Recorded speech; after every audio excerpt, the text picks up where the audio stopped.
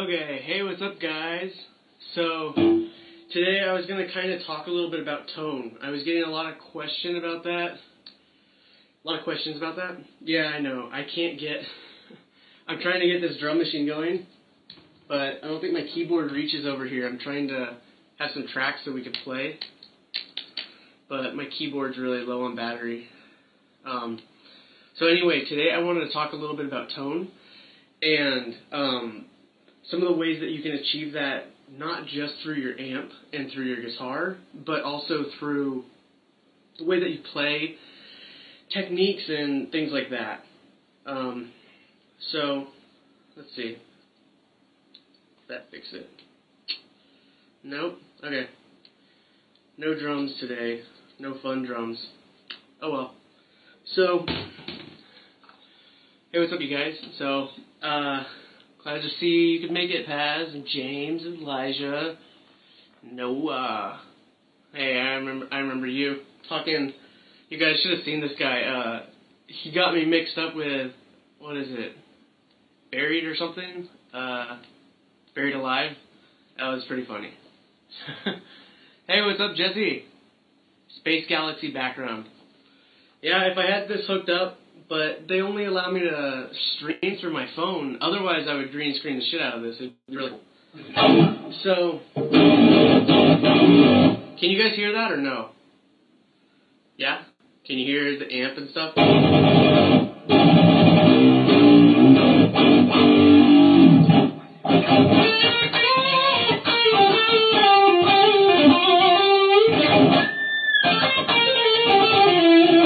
Okay, cool. You can hear that. Alright, sweet. So, some of the things about tone that I get asked a lot is it's like, how do you have that tone on the album and live? And to be completely honest, I use the only stuff that I ever use for recording. I'm always using SM57s from Furr to mic my cab. I have a 412. I use a Laney cab along with a Laney head for Ironheart, and it's 120 watts. I kind of briefly went over some of the settings the other day. I can do that again. So what really, it's not as much about the gear that you're using as it is like how you play. So for instance, if you want to play, these aren't active pickups, these are passive, so these are a lot easier to demonstrate with. But if you want to play something much more mellow, like on a clean channel,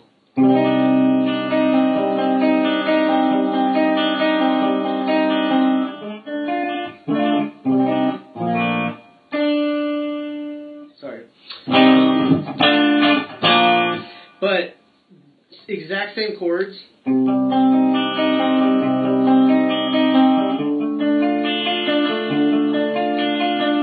And so that's just really gentle and kind of like floaty sounding and stuff.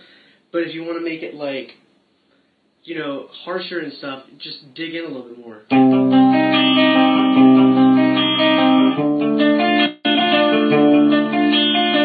And you can feel it pull a lot more and stuff when it does that turnaround and stuff.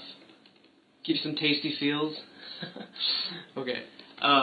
Sorry. Anyway,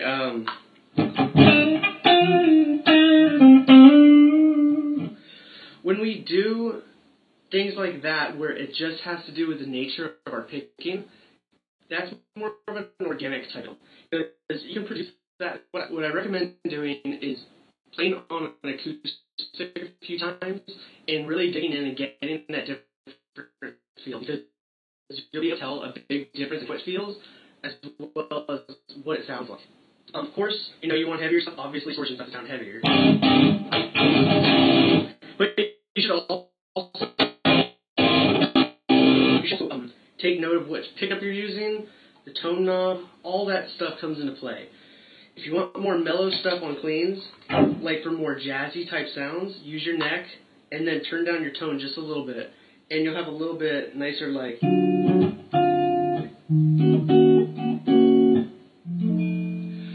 little bit smoother, more mellow sound. But if you're trying to get something much crunchier and stuff, obviously you're going to want distortion.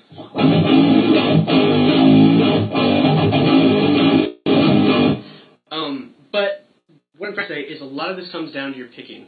It's not as much about your gear as you would think. That does play a role in it to some point. Of course, playing through like an 8-inch crate or something like that, it's not going to sound as bad as a 412 Marshall or something like that. So it does play a role, but it's not as big a role as you would think. A lot of the times, a lot of people ask me how I get like that djenty tone and stuff, and to be honest, it's not as much about the settings you have on your amp. If you look and listen to bands like Periphery and stuff, like a lot of their stuff doesn't have a ton of gain on it. They actually don't play with a lot of distortion, believe it or not. What they do is they just really dig in hard with their picks. So, and that's why you can hear the percussiveness on my guitar when I just play and hear you on the thing. Now, in a live setting, when it's louder than this, obviously you want to be able to hear it as clearly, but you can kind of get a feel for it.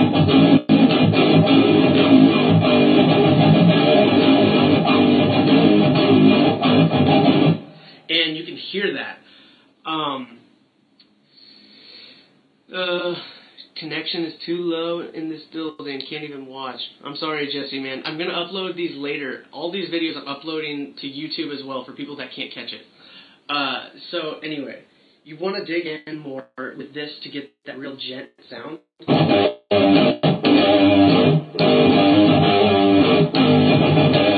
it can be the same exact thing with the chorus.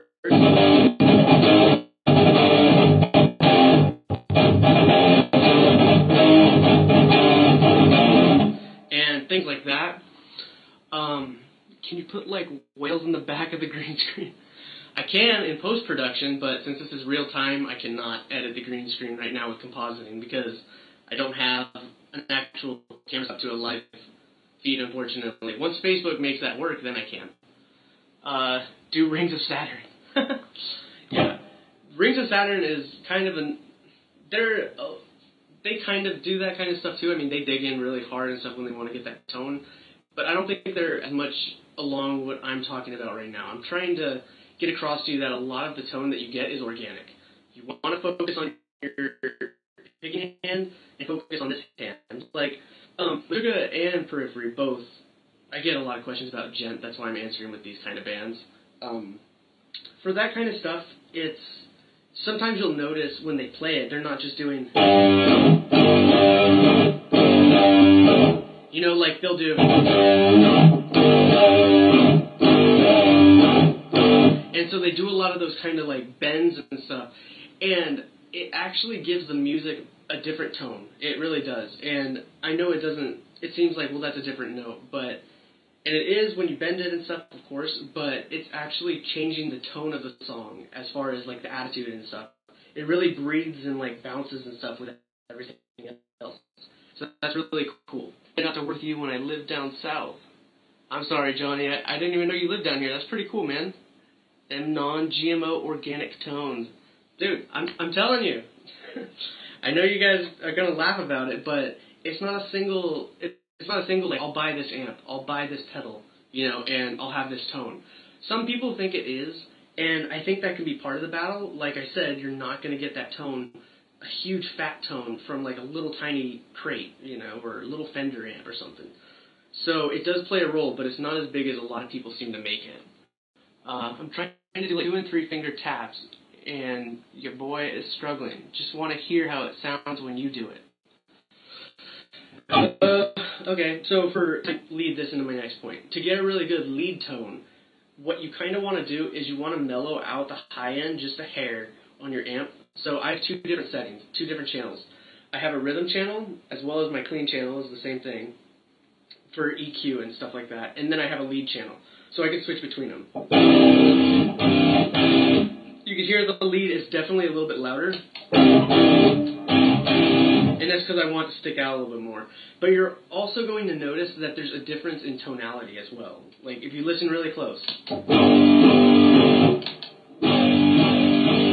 you'll hear that the rhythm has a lot more low end,